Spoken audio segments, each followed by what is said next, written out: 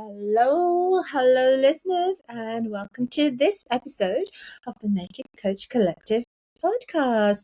Today, you have a special treat because it's just Ian and myself, and we are going to talk to you about time. Yes, time. We all have the same amount of time, but do we all make the most of the time that we have? So, as coaches, it feels like we're always running to the clock and always have so much to do.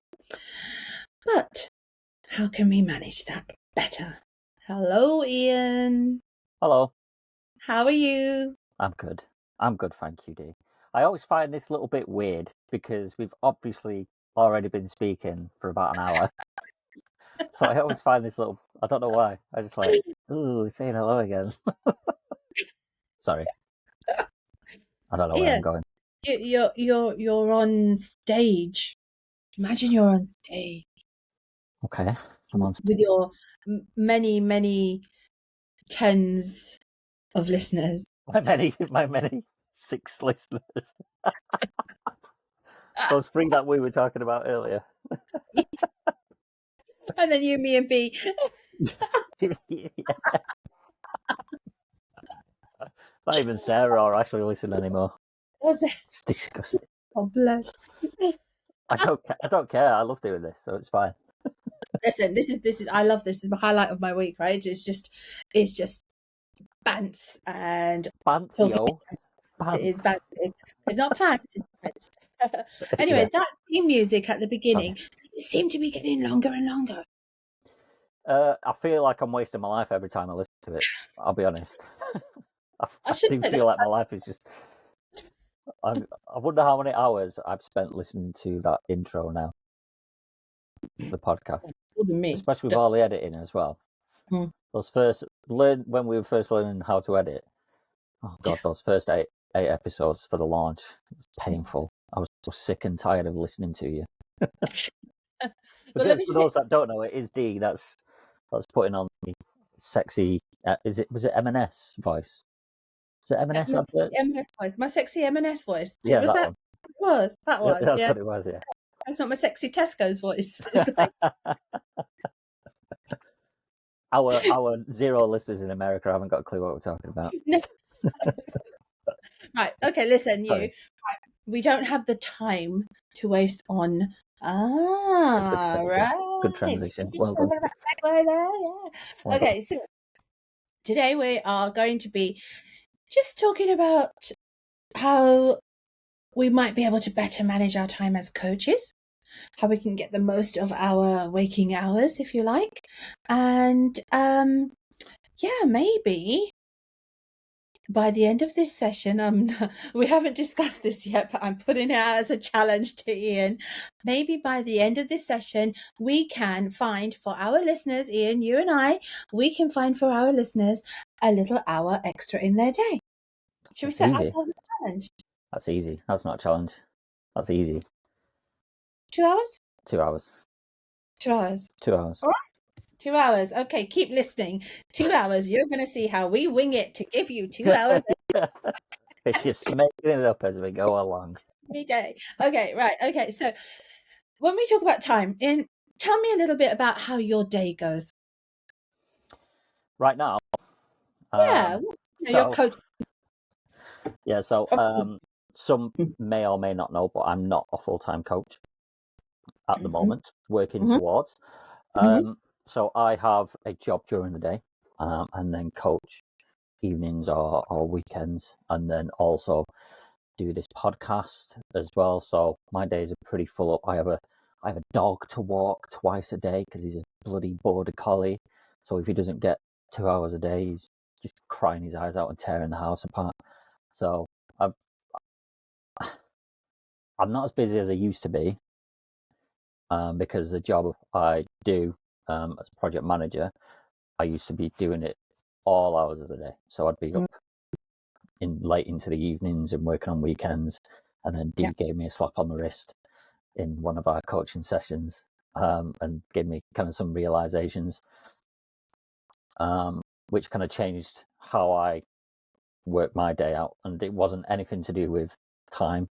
It was just my own kind of like limiting beliefs, which then enabled me to change the way that I work, which has allowed me to create this coaching business, has allowed me to create this podcast with D and B and Sarah. Yeah.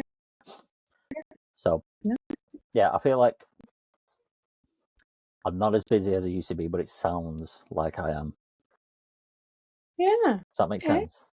It does. I just want to go back to limiting beliefs a little bit, because I think you've touched on something there.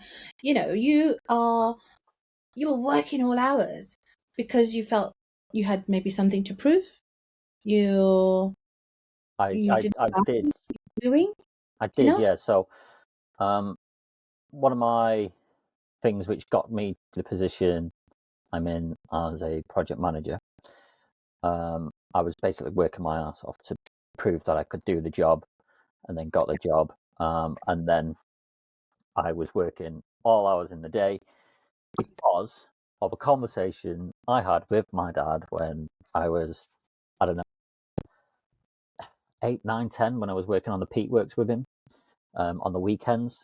Obviously, I weren't doing that full time. That makes me sound like child labour. It wasn't child labour. Please don't make the mistake. But I was just helping out my dad on the weekends on the peat works. Essentially, you get a block of peat like this, and you rip it from where it was, build a wall. It's just to keep it separated so it doesn't mulch together, basically. So you need to keep it separate so they could put it in like compost and all that kind of stuff.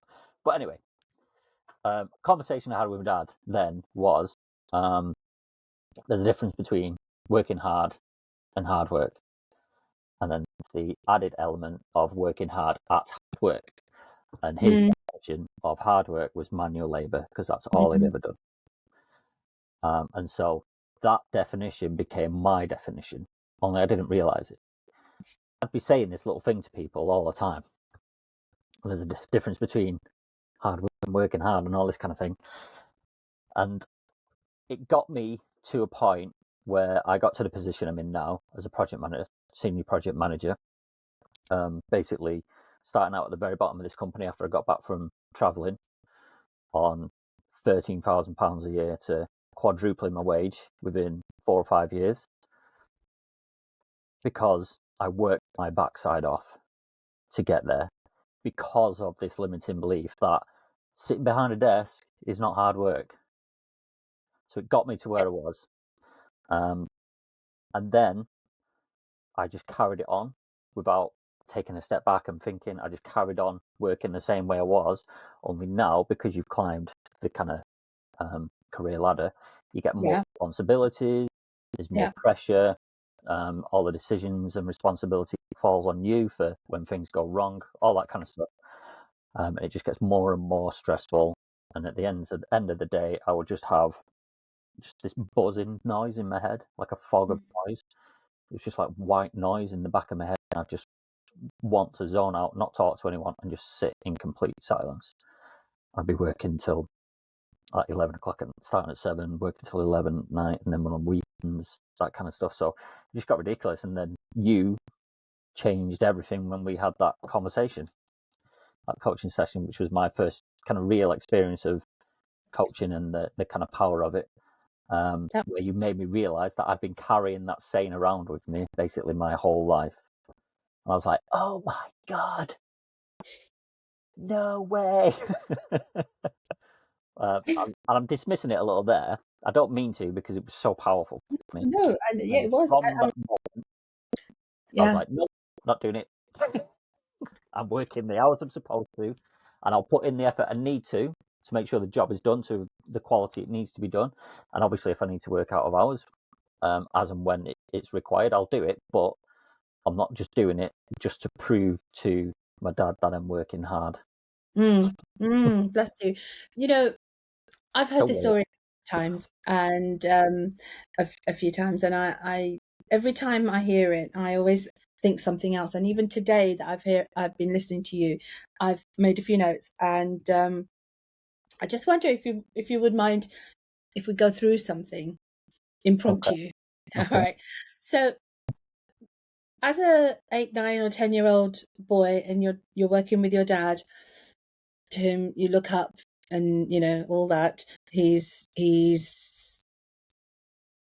telling you, you have to work hard. Hard work is grafting. Yeah, it's not.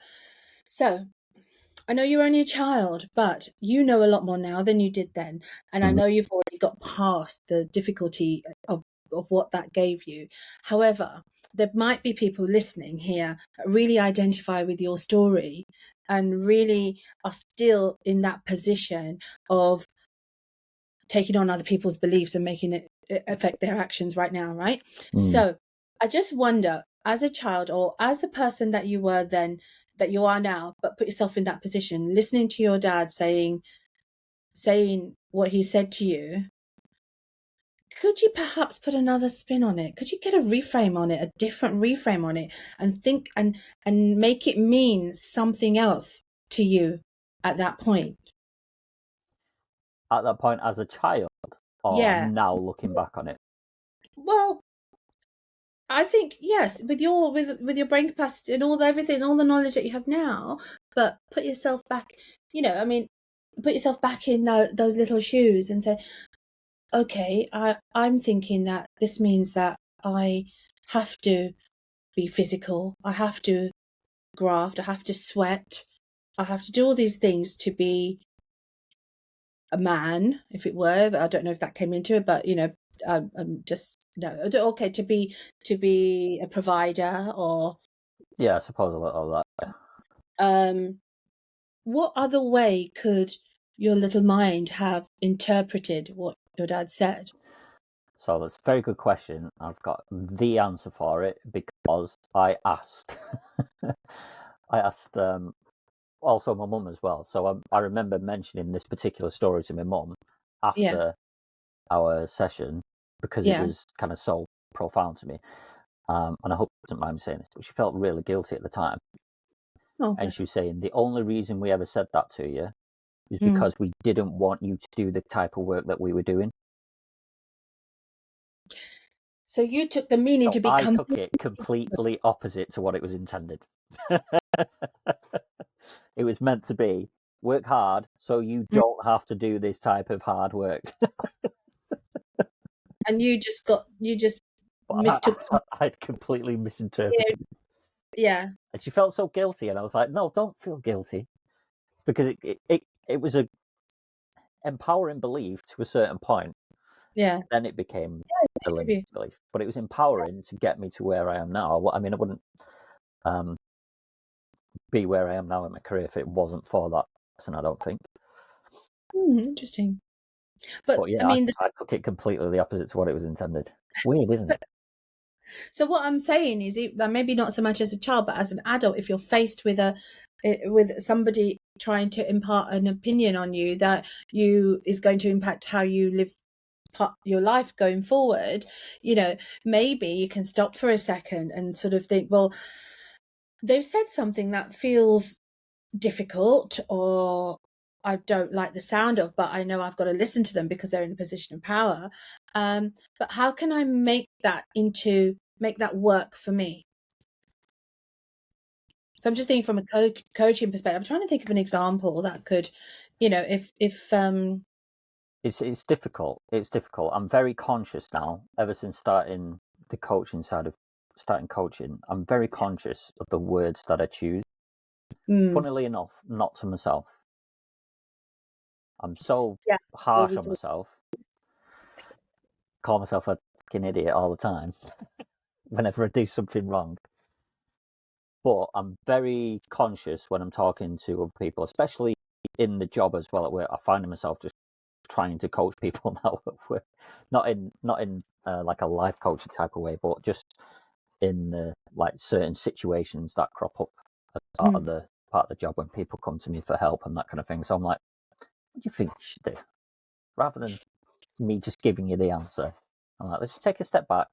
What would you do in this situation? There's, oh, I'm very conscious not to try and say something that could be misinterpreted. I'm not sure I'm making sense. no, you really are, because you've got that experience. You're making sure that what is heard, or you're trying to ensure that what is heard is what is meant. Yes. But I don't think that works. Go on then. Why? Because I'm doing it all wrong again. no. I don't think what you're doing. No, I'm thinking what your aim is a bit of an impossible aim, because we all come at, you and I sitting here, we might have discussed this before we whatever. Anyway, we've all had a few years of coaching and all that, right? So, but we're having a conversation and we're both hearing different things. And everybody listening to this podcast is hearing different things, because they're using their own internal interpretation system to decipher what it means. And they're coming at it with a whole heap of bias. Yeah. Always coming at everything with your own personal bias. And it's not a bad thing. It's what makes you it makes you individual, right? So this is why you can try your arse off trying to make people think what you're trying to tell them, but they're just going to hear what they're going to hear. No, it's very true. It's like I heard an example of, it's kind of like this. It's when you get an email or a text from somebody and you read it, and depending on what mood you're in at the time, you interpret it in a different way. So if I was angry at a time and I got an email from someone which was short and to the point, you might interpret it as, why are you being like that? What are you being attacked for? And then the next day when you're fine, it's like, oh, no, it wasn't. It's just me. Yeah, they just literally had 10 seconds to write you an email that I had to do, and they just wrote it and sent it, and that was it. And so and then labour of it. Listen, should we get back to the subject? I was going to say, we've talked for 20 minutes and it's not even about the subject of the podcast, but I like where it went. Or did you just bring it up to make it sound like you're some kind of good coach or something? Because you changed my life. Yeah, of course. Showing off. I don't know. I might just rewind this and actually rewind and see who brought it up. But not that I'm picky or finicky or anything like that. Right, okay, come on, let's get into this. Okay, as a coach or in any kind of line of work, I think you should know your productive times of day. Take time to assess yourself and know when your brain's switched on, when you're on it. I mean, for me, it's 6 o'clock in the morning, so wake up, and for the first 2 or 3 hours of the day, I am like a rocket, and I can get half of my day's work done. And I don't generally have any clients before 9 o'clock, but I do have the odd 8:30s. But by 9 o'clock, say I've done 2.5 hours work.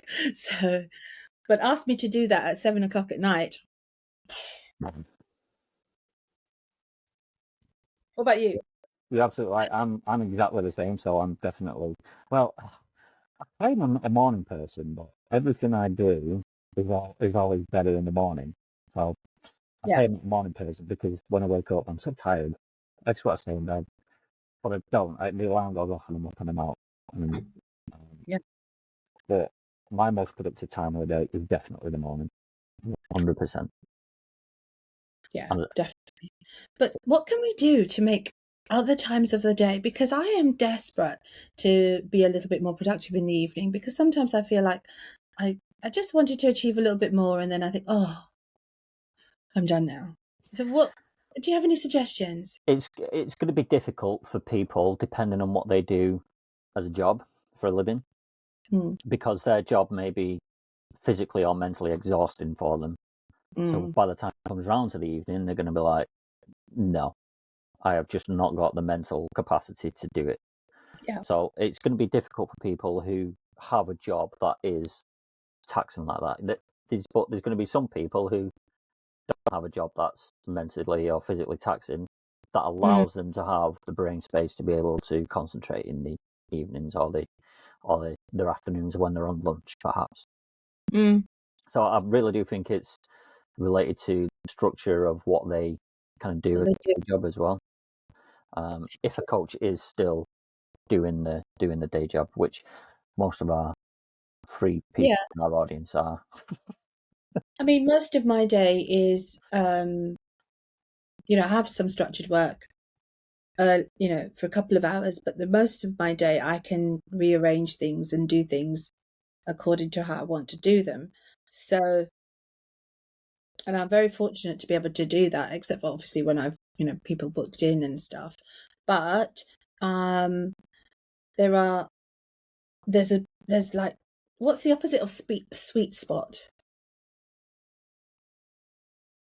So if the morning is the sweet spot, then, sort of about just a little bit after dinner, Oh, what is it? The bitter. we record on a Tuesday, but on a Tuesday evening, but the rest of the other evenings where I'm not work coaching, I kind of just can't focus to do, I can't get my head into my work. So there's other things that can help, right? So healthy diet. Yeah, I'm all for that. And Yeah. exercising. Can't exercise Those at night. two things can dramatically increase your energy levels throughout the day. It's just literally a fact. Exercising and a healthy diet improves energy. Do you mean exercising? Because I exercise early part of the day. I physically don't feel like I want to exercise later part of the day, right? So what about 5 or 10 star jumps?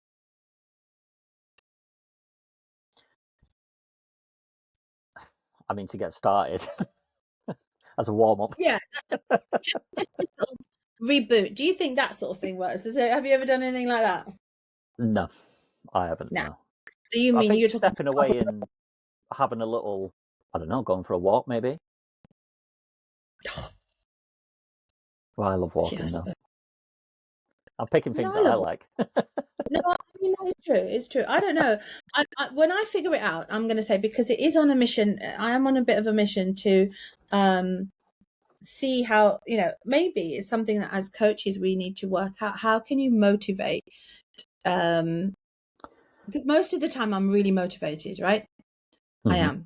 And I'm quite supercharged, but there's a few hours sometimes that I could make these few hours a bit more productive. Or maybe I just need to sit back, accept the fact that, look, I'm having a bit of downtime and just enjoy it. That as well. There's also sometimes it comes back to me sometimes of short-term sacrifice, long-term gain. Right? Sometimes I do not want to, but the Like that. dream and the vision pulls me to it to say, stop being a waster, Ian. Get off your backside. Get it done. Stop whining, you whiny little sourpuss. See what I mean about me being harsh on myself? No, this Stop brings whining, us on. you whiny little sourpuss. Get it done. Stop it. Oh no! So if you're still training for coaching and you started your coaching, you probably heard somewhere along the line, you need to be willing to do what most other people are not willing to do to get what most people cannot. I love that saying. I love that saying. Absolutely love it. It was one of the first things I heard when I started training, and it just spoke to me so much, because you've got to have that drive. You have to be willing to do, but you can only be willing to do that. You can only do that if you have that dream in place, right? Yep. Absolutely. That dream, that vision, whatever. Yeah. So somewhat you come from two different places. So you have a longing, so you want something, and you have a discontent which kind of kicks you off. So what is that one thing in your life now where is pulling you back? What's that discontent in your life right now? What's the opposite of that? Is probably what's going to be the longing, what's going to pull you towards something. So there's kind of like a pain that'll drive you so far. That pain will only get you so far because you're running away from something. But having that vision and that dream will pull you the rest of the way. It will literally just take you the rest of the way. So having that, for me, having that dream and that vision is 100% required. And that's what I helped my clients with initially before I started even going to this dream building thing, was helping them with that dream and that vision, because having that clarity is so Yeah. important. I'd rather come from a place of positivity rather than that pain and negativity. Some people might be different, but having that pain as a driving force initially to get things kicked off for you is so important. But that kind of vision, that dream that dream of a better life that you would love to live, has to be there, and understanding what it takes to get that, because it's not easy. We know that. No. It is hard work. It does Yeah. take hours, and like we say, short-term sacrifice, long-term gain, all that kind of stuff is required. So it's about understanding what's in it for you, to enable you to understand that are you willing to make that sacrifice, that short-term sacrifice. And that short-term sacrifice is going to involve giving up things that you have been doing, potentially.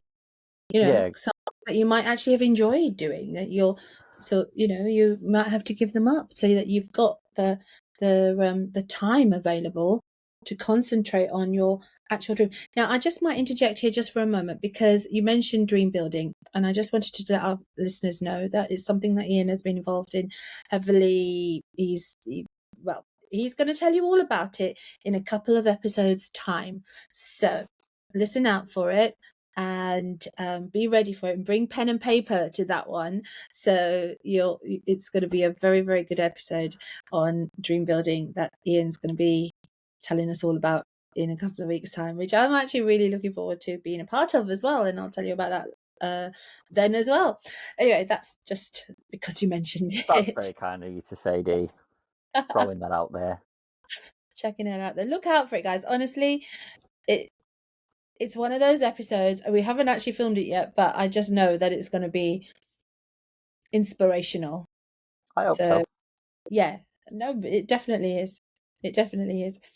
So going back to our dealing with the time, I think it comes down to as well, if you want to make a success out of coaching or any career that you're looking at that is all about learning something new, maybe, career change, you're learning something new.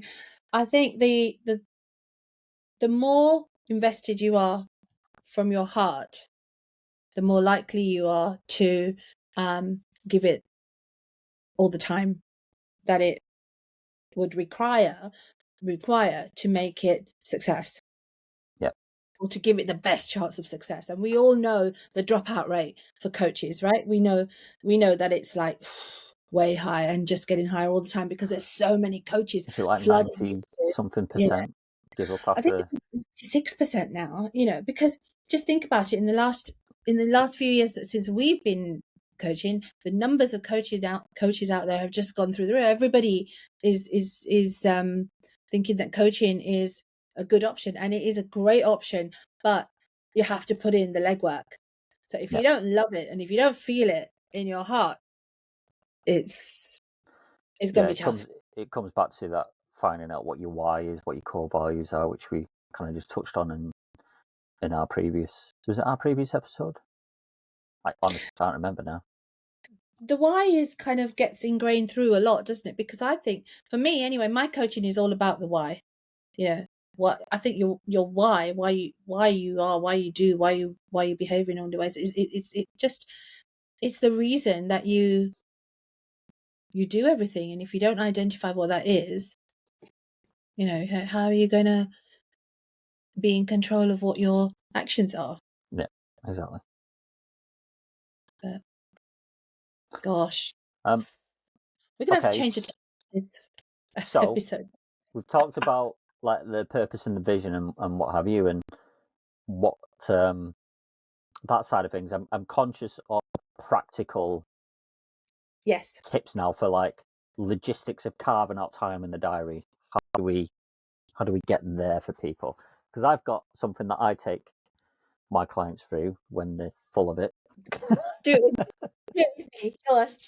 So essentially, a lot of my clients come to me and they say, "Well, I just do not have. I don't. Where did that accent come from? I do not have the time to do this." And so I was helping people, obviously, set up a business. And I would tell them, "You do have the time. You are full of shit." I don't have any time. I don't have any time to put in an extra hour of reading every day. No, I do not. Okay, you're full of shit. Sorry, Mum. I'm so sorry, Mum. I'm conscious of swearing on here just in case my mum still listens. I don't think she does, but still, I don't swear in front of my mum, so I I'll can't. put money on it. I'm going to put money on it. I bet she doesn't. No, she ball. So I take my clients essentially through this exercise, and Okay, it go is on. how many hours are in a week. It's 168 hours in a week. Okay. So how many hours a day do you sleep? Let's call it an average 8 hours a day. That's 56 hours a week, which leaves 112 hours. How many hours of work do you do a week? Let's call it 40, 8 hours a day, 40 hours a week. That takes it down to 72 hours a week. Then how many hours a week do you spend cooking?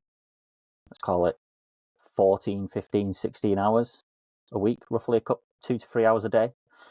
Mm-hmm. We're roughly talking about 58 hours a week left after you take that off. And then how many hours do you spend with your family? Just with your family, playing with the kids, that kind of thing. Let's call it 20 hours. I feel like sometimes that's a lot for some people because they feel like they don't have the time for that. That's But 3 hours a day. exactly. So let's call it 20 hours a week. Mm-hmm. So that takes it down to 38 hours a week left. And then let's say you do 10 hours of overtime for your job. So really Mm-hmm. working 50 hours a week rather than 40. That takes it down to 28 hours. What are you doing with those 28 hours? When you're not cooking, when you're not spending with your family, when you're not sleeping, when you're not working, what are you doing? Let's say you're cleaning. How often do you Cleaning, commuting, computering, phoning. forget computing and phoning for a minute? Yeah. Commuting. How many hours a day are we talking commuting? Hour each way, max. That's to work. Not me. So let's say it's 10 hours a week, right? I think a lot of people commute 45 minutes to an hour each way. Yeah, so let's call it 10 hours a week because five. I'm just going off Yeah, five. yeah, yeah, 10 But, hours. Yeah, yeah, so yeah. that takes it down to 18 hours a week. Mm. What next? Now we're getting into the well, I want to watch TV. Yeah, I want to scroll on my phone, on social yeah, media. So there's 18 hours there, and I've pushed some of those numbers up from yeah, my average client who yeah, says I've yeah. not got the time. They don't work 40 hours a week. No, Average for the client that I have, they do like 35. So they've yeah. already got like an extra 5 hours there. But let's take it from the kind of worst case of my Mm. clients, 18 hours, and I'm like, okay, so what are you doing in those 18 hours? Oh well, I'm sat there watching TV. Mm. Okay, what else? Nothing. I'm just watching TV. Like, right, okay. So you got wasting 18 hours a week watching TV. That's almost a full day of watching TV a week. It's almost one day of your 7 days a week Well, watching TV, almost. it's one waking day. Exactly. It So is one day. It's a waking day. Yeah, absolutely. so then it's and that number sounds good, but that number's split across the 7 days of the week, Yeah, right? it's 2.5 hours a day.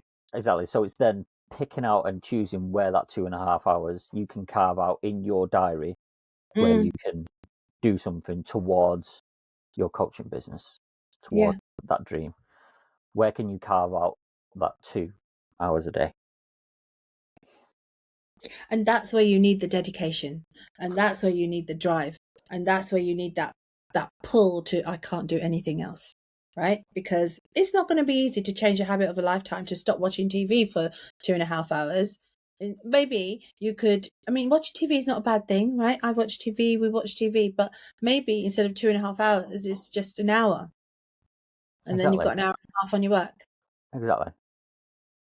Or 2 days you watch 2.5 hours and 2 days you don't, and or however you make it work. You just have see. I actually wrote in one of my socials this week. Nothing changes unless something changes, right? So that exercise you do with with your clients, and they realize that they've got 18 hours, but they're resisting, right? I mean, I'm sure you come across resistance, right? I had a client who we got it down and we went into so much detail. Like every single day, we figured out how much time they were spending and on what. And it took like 2 sessions to go through this because they were absolutely adamant that they didn't have time. Yeah. And it was such an excuse because they had a full working week worth of time, 30 odd hours. I know it's then. They had 30 odd hours worth of time to work on their business. I was like, that's almost a working week of time you've got. I was like, find me another excuse. Did they then take that time? So this is the thing, right? So you go through this process. Did they then take that time and use it for their coaching business? It was a struggle for them. It was a struggle for them to begin with. It really was. They really did use it as an excuse, and there was some kind of like limiting beliefs that we had to go through there to obviously understand what the actual limiting belief was, rather than I've not got time. That's not what the limiting belief was. But yeah, we figured it out, and then they essentially carved out an extra. Well, I said they carved out. We carved out 30 odd hours, but they started small, so it wasn't as big of a shock. So they kind of like into those hours and they built it up over time. So they just started doing. It was like 30 minutes a day. Yeah, but come on, 30 minutes, it's 3.5 hours a week. Exactly. It was nothing. And then they built it up, and it got to a point where they were doing then working on 20 hours a week. So they built it up. It took a couple of weeks to get there, but they did build it up over time. And yeah, it's funny when people say they've not got time, and then we take them through that exercise. And you know what? There are some people that genuinely won't, because they're like a nurse or something, and they're working, because we all know they work ridiculous hours, and they literally go home, eat something, and go to bed. And get up and go back to it. They don't have time though. Yeah, but you see, those people are not trying to carve out a new career. Exactly. Right? So we're talking to people who are trying to make a change because they need more. They want to have a coaching business, or they want to have another business, or they want to do something different, but they're saying they haven't got time. Yeah, exactly. And at the top of the show, when we said let's carve out 2 hours, well, I've just carved out 18 for people. So shut up and get on with it, as I tell myself. Hold on. Where are? Oh my God! Where's the round of applause? I'll do it. Woo! Oh, the yeah. Where is it? It's gone. Where? Oh, there we go. It's at the top. So you've just carved out 18 minutes. Stop it. Stop it. Right, let me have a look at my list. How are we doing? So, we haven't touched. Okay, so I think we are. I have got things like client touch points. So basically, when you start working with your clients, it's really, really easy to just chuck all your time into, especially if you've just got one or two, right? It's really easy to start throwing all your time and energy and effort at time, especially into making things for them and doing things for them. So it's just a matter of keeping the track on that. I do it. I know I do, because I like to. I don't know if do a little. Can I do a little plug, right? So I do. I make meditation audios, and when a client says to me they would like one on a certain topic, then I go ahead and I go away and I write it, and I record it, and I make put it to music, and I make it nice for them. So that does take up time, but I enjoy doing it. So I and also it's then I've got a resource that I can offer to other clients if needs be. I had one recently who was taking professional exams, and she was struggling to sit down to do the study. So I created one for her in that sense. And now I've got that resource. It did take up a good few hours work, but I was happy to do it. So client touch points, things that you do for your clients when they're not in session with you. So because I'm obviously especially in the dream and vision side of things. Mm-hmm. So there was, when we got to, this is a good one. So I think I touched on it a couple of weeks ago, maybe on one of the podcasts, where this guy figured out he actually didn't want to start a business. He just wanted to be a good dad. He didn't want to be his dad. Oh yes, yes, I remember. Yeah. And we carried on chatting with each other. And he wanted to write a book in the end. He wanted to write a book. He'd always felt like he had a story in him, that kind of thing. I obviously not got the skills to help people write a book. But I recommended him someone who whether you've met them through coaching masters, who help people with writer's block and all that kind of thing. So I thought it might be worth having a chat with that person. But as part of what I do off the back of that is, just based off what he was saying he wanted to write, I went into Canva, which is a tool that we can use, and just created like a little book cover with his name on and all that.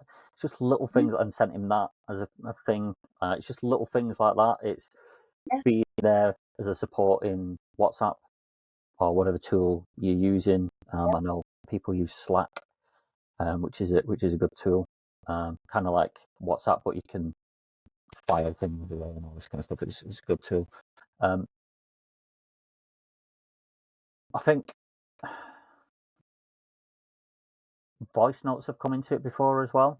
When you sending people when they've got something coming up that's important to them and they're really nervous about it, that kind of thing. So I'm very forgetful. So my desk is full of post-it notes. My work calendar is chock-a-block with just nonsense things that anyone else would be like, why is that in your calendar? But it's there because I would forget if it wasn't there. So I have to set myself reminders about my client who's got something important that's coming up that they might need a little, I don't know, like a little pep talk, so to speak, that kind of thing. So it's not just sitting on a call with someone. It's just there's little things outside of it as well where you're there for support. And we have the program where it's like an hour a week or whatever. But I like to think my clients know that they can get in touch with me. Yeah, me too. Anytime. And I will do my best to answer and be there to help them. It's not just that 1 hour call a week. I totally agree. And I know we discussed sort of the touch points, and maybe the angle, perhaps if B was here, maybe the angle she might have taken would be to be wary of using too much of your time doing that. But anytime I've done that, I always think that I'm happy that I did. So and I'm available on text, WhatsApp, etc., that sort of thing, or for that support, because you can't. Nobody gets a transformation from coaching in 1 hour a week. No. Right? And this is what I say to people right at the start of any kind of coaching that I do with them. We can talk for an hour a week or an hour and a half or whatever it is, right? And if you don't do anything between now and the next session, then nothing's going to change.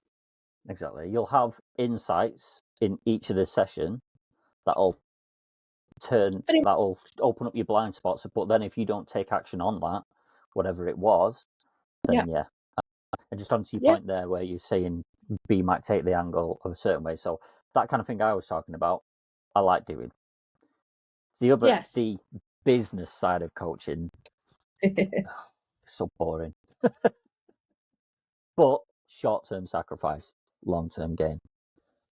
I'm That's just how in I love look at it. That's how I have to look at it. It's short-term sacrifice for that long-term gain. So it's like, as I was describing to you before we kind of jumped on the call, was I've been setting up email flows and all this kind of stuff in the background once people have registered for a vision work, all this kind of stuff. So there's a lot of that in the background which no one told you about. No.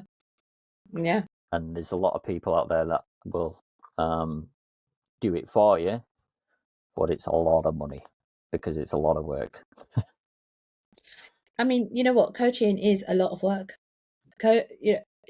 As well as learning and doing the best you can by your clients, the pre-work, the post-work, the in-between work, it's a lot of work. It is. It is. I think it's also important to say, when you are just starting out though, I mean, you literally just you don't even have to have a website. So all this stuff I'm talking about is once you kind of got some clients in the door and you're making X amount a month, etc. But when you're first starting out, you don't need any of that. It's literally just get out there and start coaching people. Well, do you remember our guest Carl from a few weeks ago? Yeah, Carl actually coaches me as well. I hope he's listening to that now. You hear that, Carl? I'll tell him. So he asked a question recently, which was, what's the most important thing to learn as a young coach? What's the thing? And my answer initially, my immediate answer was just two things. One, collaboration, and two, learn from people who have walked the walk ahead of you, right? So this is what I would say to any young aspiring coaches: just work with people and work with people who know more than you do. That old saying, if you're the cleverest person in the room, you're in the wrong room, right? So I think we did all right. We may have to change the title of this, or we may have to put a little subtitle for Ian and Dee are just having a gas, or something. Just chatting for a while. They touched on a bit of time, and Ian shouted at us about how many hours there are in a week. Yeah. So get involved. If any of this has helped you to find a couple of hours.